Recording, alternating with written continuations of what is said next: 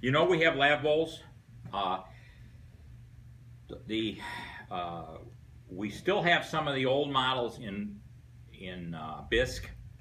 The bisque is almost disappeared. I mean, we're 97% white now, although I'm told that the bisque is going to be coming back in the next year. We're going to have them probably not till the first week in June, but for now, if you need a bisque, we still have some of the 183, 193, and 196 in bisque.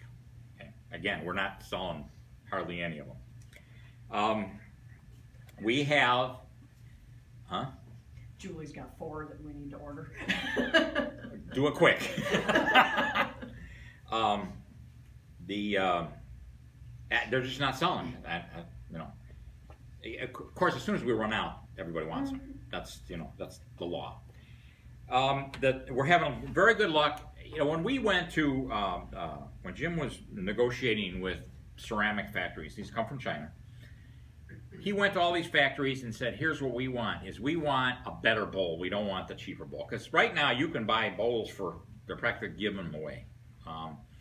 He said, "We want ones without bubbles. You've probably seen it where it looks like a half bubble broken in the finish.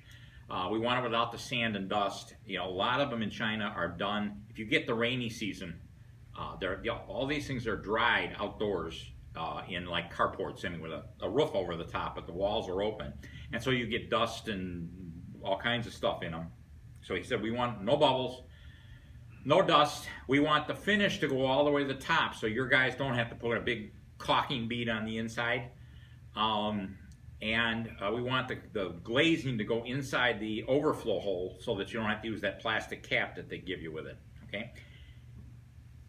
He went to something like 30 different factories, and nobody would even talk to him. They wanted to tell him how cheap they could make the bowls. They didn't want to tell him how good. We finally found one that was willing to talk to us, and what they're doing is they're actually sanding the bowl afterwards down to get so the finish goes all the way to the top.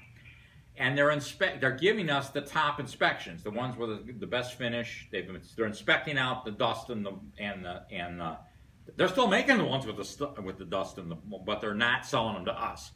The finish goes into the drain hole. So we're getting their top 10% of their inspection.